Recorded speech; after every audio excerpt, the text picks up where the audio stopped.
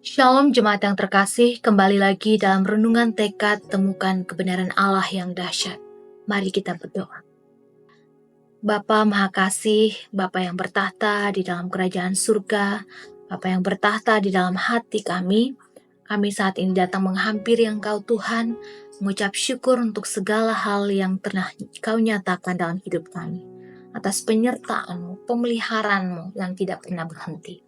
Dulu, sekarang, dan selama-lamanya kami melihat bahwa kasih-Mu nyata. Saat ini kami rindu mendengarkan firman-Mu. Tuhan Yesus, biarlah Engkau berbicara kepada kami. Mohon Roh Kudus Tuhan menolong menerjemahkannya dalam hati kami. Dalam nama Tuhan Yesus kami sambut firman-Mu. Amin. Bacaan hari ini terambil dari Matius 5 ayat yang ke-16. Demikianlah hendaknya terangmu bercahaya di depan orang, supaya mereka melihat perbuatanmu yang baik, yang memuliakan Bapamu yang di sorga. Di masa Perang Dunia II, seorang pastor muda di Perancis terlibat dalam jaringan penyelamatan orang Yahudi. Saat ditanya mengapa ia mengambil risiko begitu besar, ia menjawab, "Ketika dunia menjadi gelap, satu lilin bisa menunjukkan jalan bagi banyak orang." Dunia kita saat ini tidak jauh berbeda. Kegelapan moral, keputusasaan, ketidakadilan ada di sekitar kita. Namun justru di tengah kegelapan itulah Tuhan memanggil anak-anak-Nya untuk menjadi garam dan terang. Identitas ini bukan sebuah tuntutan yang harus dicapai, melainkan deklarasi tentang siapa kita. Dalam Matius 5 ayat 13-15, Yesus berbicara kepada murid-muridnya setelah ia menyampaikan ucapan bahagia.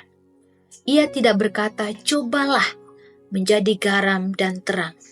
Tetapi ia berkata, "Kamu adalah." Artinya, identitas ini melekat erat dengan status kita sebagai warga kerajaan Allah. Garam berbicara tentang pengaruh yang mencegah kerusakan dan memberikan rasa. Sedangkan terang berbicara tentang kehadiran yang menuntun, yang mengusir kegelapan dan menunjuk arah.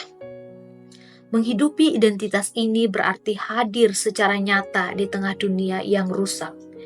Di keluarga, tempat kerja, sekolah, bahkan di media sosial. Kita menjadi garam ketika memilih kejujuran saat semua orang berdusta. Ketika menunjukkan belas kasih di tengah budaya yang acuh. Kita menjadi terang saat hidup kita membuat orang lain bertanya, "Apa yang membuatmu berbeda?" Tidak semua orang akan langsung menyukai terang, tetapi terang tidak pernah diciptakan untuk disembunyikan. Sebagai anak-anak Allah, kita dipanggil bukan hanya untuk percaya kepada Kristus, tetapi juga untuk memancarkan kasih-Nya. Ketika kita menghidupi panggilan ini dengan rendah hati dan penuh kasih, kita sedang menunjukkan bahwa kerajaan Allah yang sungguh hadir dan berkuasa, bahkan di dunia yang gelap ini. Mari kita berdoa. Kami bersyukur Tuhan, Engkau memberikan kami identitas sebagai garam dan terang dunia. Kami mau hidup seperti identitas yang Tuhan sudah kenakan kepada kami.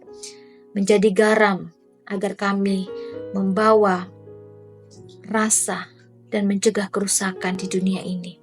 Menjadi terang supaya kami dapat menuntun, kehadiran kami dapat mengusir dan dapat menunjukkan arah kepada orang-orang yang Kau tentukan bagi kami.